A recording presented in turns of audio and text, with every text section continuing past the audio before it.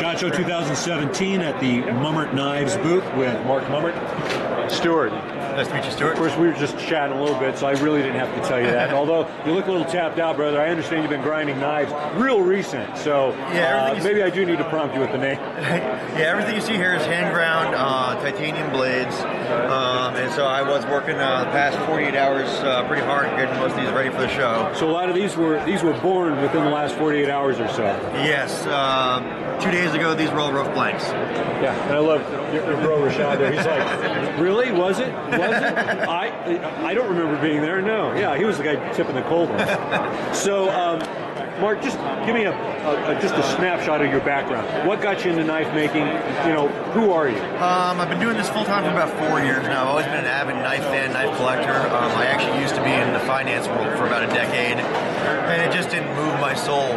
That's where that evil glow comes from around your head. You know, and I just noticed something. I just asked you, who are you? I sound like a woman, don't I? Who are you? We've all heard that. Yeah, so anyhow, I'm sorry, digress. Yeah, no, I'm from Southern California, Vista, California, and so my wife and I are pretty much do all of this ourselves. So we're all in. She does the sheathing and wraps. I do the metal work for the most part. Everything that we do is carbidized titanium. So the blades are all solid titanium with a tungsten carbide edge. Yes, go ahead, Anna. So what we do a little bit differently than most people is we do one side at a time. So we actually grind this entire side, and then we apply a layer of carbide. And if you grind both sides, it's hard to get a deep layer, but what we do is, while the backside is still thick, we then deeply impregnate the carbides, and then we grind the second side afterward. Okay. So we grind down to that carbide layer after it's already impregnated. So this is grinding after the carbide is applied? Yeah, so we only get one shot at perfect symmetry because I grind the second side after the first side is completely done. Okay, now is that, correct me if I'm wrong, that's an unusual application of carbide. Very uncommon, yes. Okay. Most people grind the knife as they would a traditional steel blade, both sides, and they put the carbide on at the end. The problem is you can't get a deep layer on a thin piece of metal. So if you try to, you'll actually burn the titanium because it's too hot.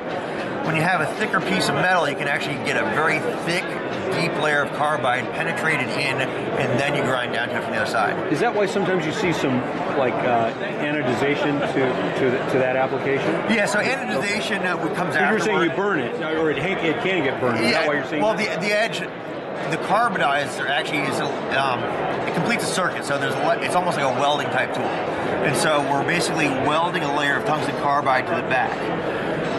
That process develops heat, and so if the edge is really thin, it can ruin the edge because it develops too much heat.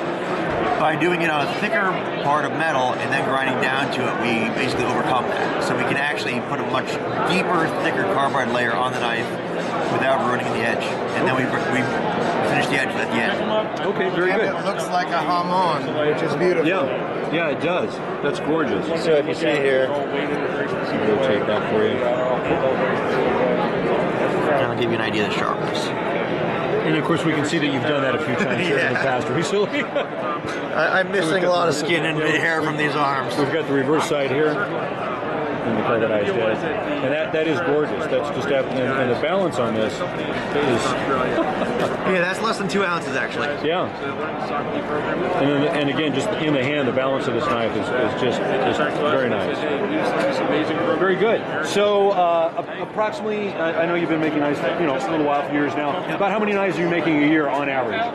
Or knives or tools, I should say. Yeah, full-size knives like this, we probably about do 200 or 300 a year, and then when you add these are credit card knives, so it's just a little tool you can keep in your pocket, in your wallet.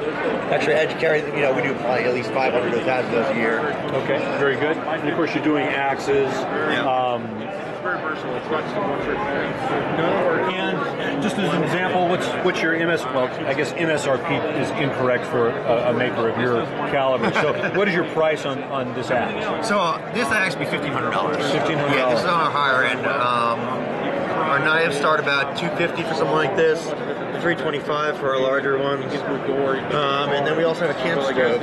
I'd like, we're talking about the camp stove because I'm in the field occasionally, and this is an all titanium camp stove. Yep. Go ahead, try to press down. You want me to stand on it? No, you don't want me to stand on it. Literally, lean on it as hard as you can. Oh man. Well, so of course, we've tested with more than 10 pounds on there. Wood burning. So you put sticks and twigs in here. The way it's designed is the fire actually funnels up, so the heat concentrates, so we can get water to a full boil in about 5 minutes. Really? Using just sticks and twigs. Just and virtually any stool. Yeah, biomass. Any stool that you throw in there would work. Any material that you might want to use. Any fuel is what I was trying to say. Exactly. Although in some cases, stool could be fuel. When you're done, that's not a hexagon. That's a Pentagonal shape. Yeah. And I'm going to stutter like crazy. Very quickly and easily. So to pack up, you literally just start taking the sides apart. The whole kit folds flat. And then slip into that carrier. Yep, and everyone, they all come with a 1,000 denier nylon pouch.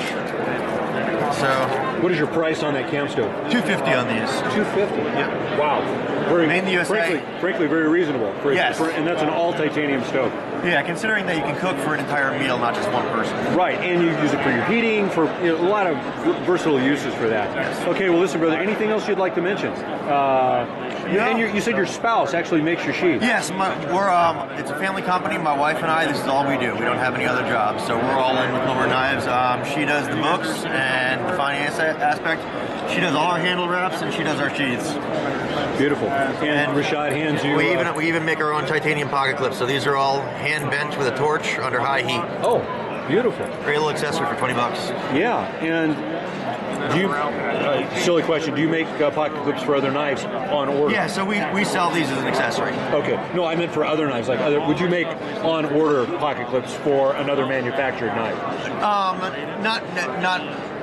We don't make anything other than... For your own styles? Yes. We don't do anything custom other than we're already making, yes. Right. Okay. So the designs are pretty much all out of my head. Right. We go from there. Okay, very good. Outstanding. Well, listen, brother, it was an absolute pleasure to meet you. So, great, thanks, And you, Mr. Quiet. Yeah. What can I say? Sorry, I'm a that's little a good bit line. What can you say? Talking enough all day. tired today, but Hey, no. Well, look, brother, you've been working very hard and diligently to get prepped for this. So large kudos for your style and design. Beautiful stuff, and blessings for the family. Don't forget the appreciate time it. asked. Okay. yes, don't forget to take a look at the Timascus. that's our real high end stuff. So that's a Timascus spunk. So it's And we just saw a version of this. There was another cat that we were talking to.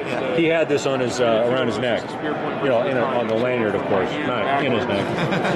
Yeah, beautiful piece. And I like the angle to it. And is it accurate that the angle of this tool brings it out of the push dagger category? Are you aware of anything along those lines?